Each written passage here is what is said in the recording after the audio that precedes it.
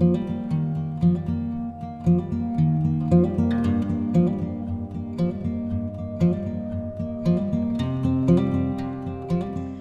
welcome you to our second day of our service of hope. I will be reading scripture today from Deuteronomy chapter 32, verses 10 and 12. God found you in the desert land and in the howling waste of the wilderness. God encircled you. God cared for you. God kept you as the apple of God's eye. Like an eagle that stirs up its nest, that flutters over its young, spreading out its wings, catching them, bearing them on its pinions, the Lord also guided you. This is the word of the Lord. A few years ago, I got the opportunity to go on a mission trip to Kenya. It was going to be a 10-day journey, the first 6 days of which were going to be spent with our mission partners in a small village, and the last 3 days would be spent, wait for it, going on a safari. I had never been to Africa before, much less been on a safari, and you could not imagine my excitement. Our last day in the village was a Sunday, and we spent the morning worshiping with a local church. The music was loud, there was clapping and dancing, and a ton of people crammed into a very small, non-air-conditioned room. After worship, many of the people from the village came to the house where we were staying, and we sat outside and fellowshiped with one another. We were set to leave early the next morning to travel the few hours to get to our safari location, and I just remember thinking that this was the perfect way to end our time in the village. I was in my room packing my things when someone came in and said that our group leader was looking for me. When I found him, he handed me his phone and said that my husband was on the line. The service in the middle of rural Kenya was quite a bit shoddy, but I remember my first words to him being, "Aaron, I thought I told you not to call me unless it was an emergency." And he said something in response, and I thought I heard the word died, but I thought that I was probably just wrong because he was breaking up so much. So I took a few steps outside away from our group house and asked him to repeat himself. And I heard him loud and clear the second time. Isn't it interesting how we usually remember exactly where we were when we get bad news? I can still picture my location, staring out into the Kenyan wilderness, our small group house behind me when my husband told me that my cousin had been in a car accident and had passed away. She was 1 year younger than I was. We grew up doing everything together, and she was one of my favorite people in the entire world. The grief hit me like a ton of bricks, and then it continued to wash over me in waves. And it was an awful, awful moment. But what made it even more awful was the fact that I was halfway around the world.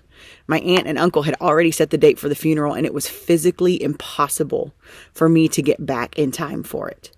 So I was left standing in Kenya with a group of people that I hardly knew, dealing not only with the crushing, deep-level pain of this tragic loss, but also with an intense feeling of isolation and loneliness, since I couldn't grieve with my family or anyone else who knew my cousin.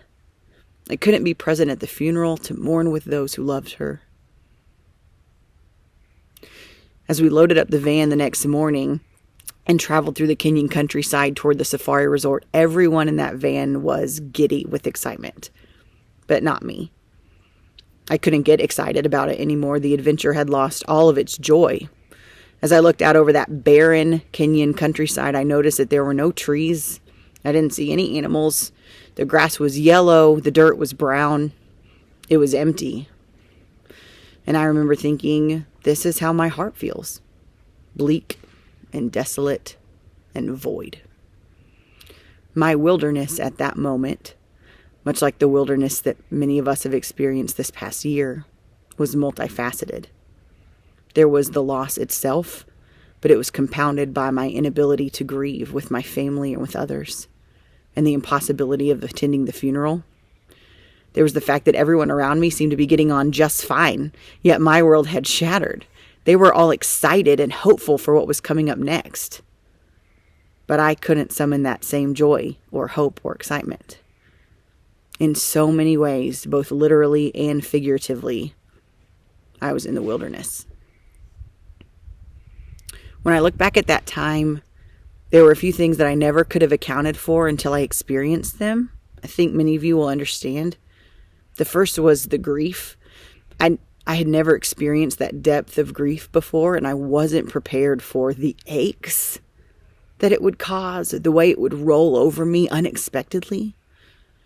I wasn't prepared for how much loss I'd feel at not being able to attend the funeral and not being able to mourn with my family. But I also wasn't prepared for God's presence. This presence that showed up in so many different ways. There was this kind older woman about my grandmother's age who was on the trip with us, who came and sat next to me in the van. She told me there was so much I couldn't do right now, but then asked if there was anything I could do. What did I think would be meaningful for my family or my aunt, my uncle right now that I could do from here, from where I was so far away? She asked me about my cousin and let me tell her stories. She shared her own stories of loss and helped me remember that I'm not alone. I experienced God's presence through her. It was dark by the time we got to the hotel, so we ate a late dinner and then went to bed. Breakfast was early the next morning, and I woke up, and just to let some light in, I pulled back the drapes for the first time to the large window that was in my room. And my breath caught in my lungs. There was fog resting along the rolling plains and a purple-pink hues of the sun rising in the background. There were animals at a watering hole. So many different types of animals that I had never seen before.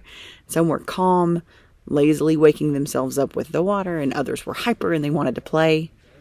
It was the most breathtakingly beautiful sight that I had ever seen.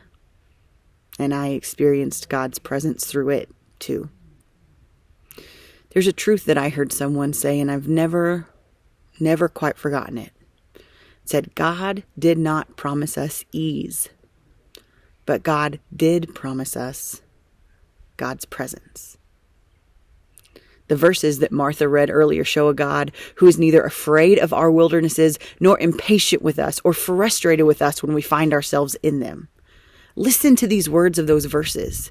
When we are in the wilderness, God finds us, encircles us, cares for us, keeps us, catches us, guides us.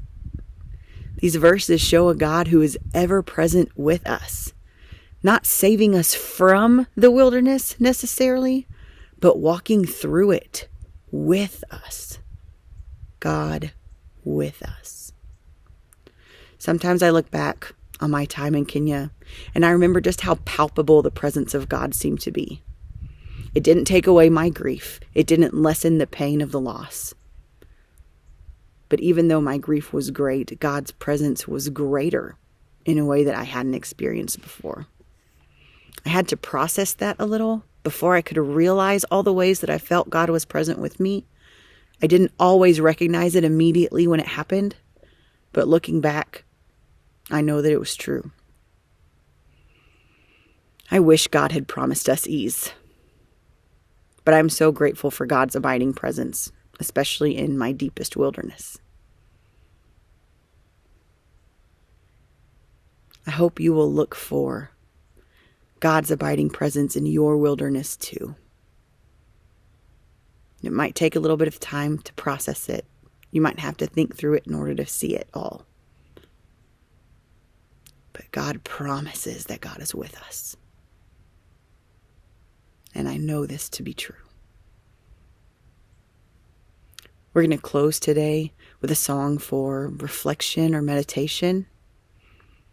And we hope you'll join us again on Friday for our final video of the Service of Hope.